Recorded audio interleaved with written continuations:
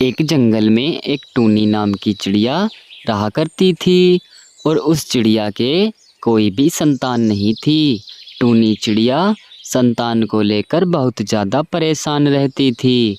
बाकी सब पक्षियों के पास तो अपनी अपनी संतान थी। हे भगवान, जंगल के सभी पक्षियों के पास अपनी अपनी संतान है, लेकिन मैं एक पूरे जंगल में ऐसी हूँ जिसके पास कोई भी संतान नहीं है।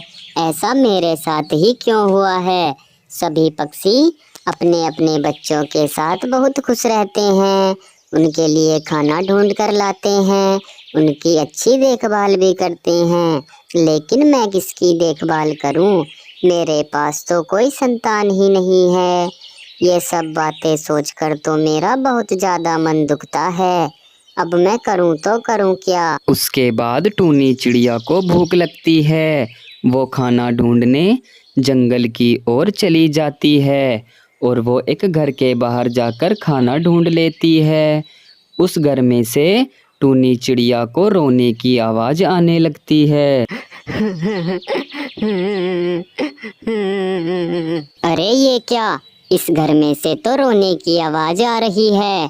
लगता है कोई मुसीबत में है। मुझे चलकर देखना चाहिए।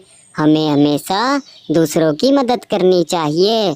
चलो जल्दी चलती हूँ, क्या पता कोई बड़ी मुसीबत हो। उसके बाद टूनी चिड़िया घर के अंदर आती है। अरे क्या हुआ बहन, तुम क्यों इतनी जोर जोर से रो रही हो? कोई दिक्कत परेशानी है तो मुझे बताओ। मैं तुम्हारे घर के बाहर बैठी थी, तुम्हारी रोने की आवाज़ बाहर तक जा रही है। क्या दिक्कत है बहन? क्या बताऊं बहन, मुझे तो अपने इस अंडे को देखकर बहुत ज़्यादा रोना आ रहा है, क्योंकि जितनी बार भी मैं अंडे देती हूँ, जंगल का शिकारी पक्षी आकर मेरे अंडे को खा लेता है। और मैं इस बार भी यही सोच रही हूँ, कहीं वो वापस ना आ जाए, मेरे इस अंडे को भी खा जाएगा। वो मेरे एक भी अंडे से बच्चा नहीं निकलने देता, वो उससे पहले ही मेरे अंडे को खा जाता है। मैं तुमसे एक गुजारिश करती हूँ, मैं अपने घर की मरम्मत करने के लिए कुछ लकड़ियाँ लेने जा रही हूँ। तुम कृपया करके मेरे अंडे का ध्यान रखना। हाँ क्यों नहीं बहन, तुम बेफिक्र होकर जाओ, मैं तुम्हारे अंडे का पूरा ध्यान रखूंगी। आखिरकार मुझसे ज़्यादा एक संतान का दुख कौन जान सकता है।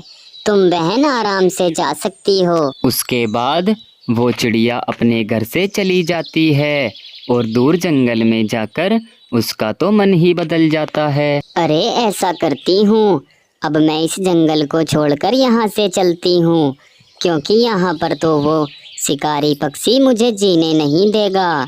कहीं ऐसा ना हो एक न एक दिन वो मुझे ही खा जाए। अब मैं दूसरे जंगल में जाकर रहूँगी और वहाँ अपनी संतान को अच्छे से पालूंगी। इस जंगल में तो मेरा कुछ नहीं होने वाला। अब मैं दूसरे जंगल में चलती हूँ। इतना कहकर वो चिड़िया उस जंगल से चली जाती है और दूसरी तरफ टूनी चिड़िया उसका इंतजार कर रही थी। अरे इस चिड़िया को इतनी देर हो चली है, अभी तक लकड़ियाँ लेकर क्यों नहीं आई? इतनी देर से तो मैं इसका इंतजार कर रही हूँ, पता नहीं कहाँ चली गई। अपने अंडे का भी ढंग से ख्याल नहीं रखती। वैसे तो कह रही थी मुझे अपने अंडे को देखकर बहुत ज़्यादा रोना आ रहा है, अब पता नहीं कहाँ चली गई। उसको इंतजार करते हुए पूरे 2 दिन हो जाते हैं और 2 दिनों के बाद चिड़िया सोचती है, अब तो पूरे 2 दिन हो गए, लेकिन अभी तक तो इसका कुछ पता नहीं। लगता है भगवान तुमने मेरी सुन ली।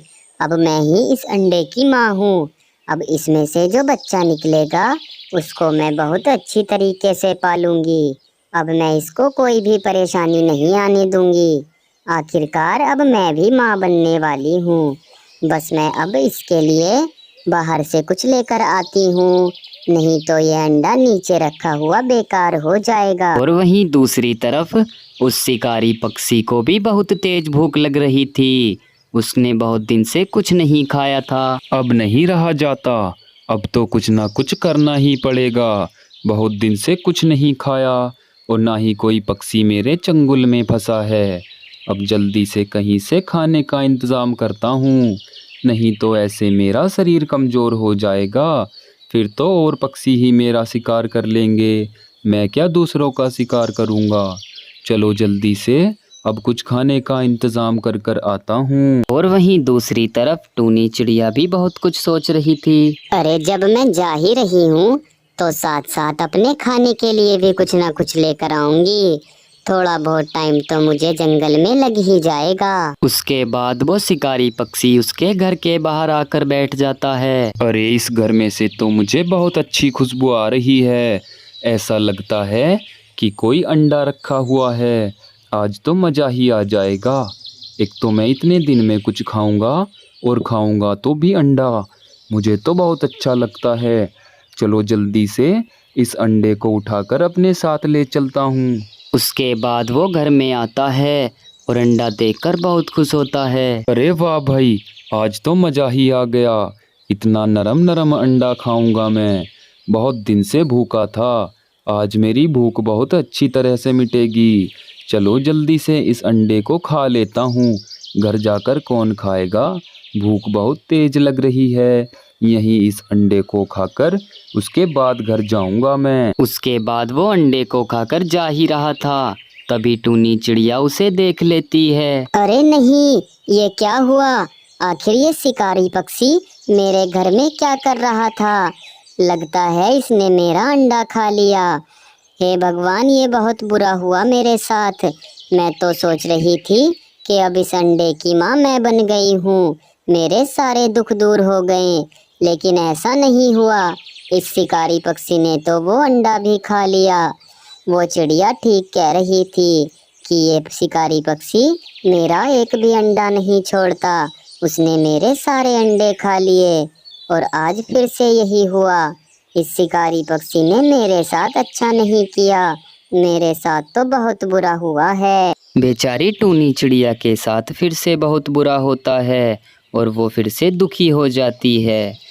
दोस्तों, आपको ये वीडियो कैसी लगी हमें कमेंट बॉक्स में ज़रूर बताएं। एक बार की बात है, एक जंगल में टूनी चिड़िया अपने एक छोटे बच्चे टुन्नू के साथ रहा करती थी। उसका बच्चा बहुत ज़्यादा शरारती था और उसको भूख भी बहुत ज़्यादा लगती थी। एक दिन वो अपनी माँ से कहता है, मम्मा मम्मा, मुझे ना बहुत तेज भूख लगी है।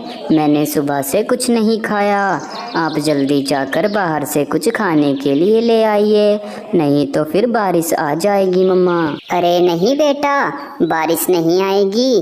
जो घर में खाने के लिए रखा हुआ है फिलहाल तुम उसे ही खा लो। और रही बारिश की बात, तो तुम बारिश की चिंता मत करो। मैं बारिश आने के पहले पहले ही तुम्हारे लिए कुछ खाने का इंतज़ाम कर दूंगी। जो बचा हुआ रखा है फिलहाल आप उसे ही खा लो। लेकिन टूनी चिड़िया को क्या पता था कि आज रात ही बारिश हो जाएगी। उस रात जंगल में बहुत तेज बारिश होती है और बारिश के बाद टुन्नू अपनी माँ से कहता है, अम्मा देखा, मैंने कहा था ना आपसे, क्या पता कल को बारिश आ जाए। और यही हुआ।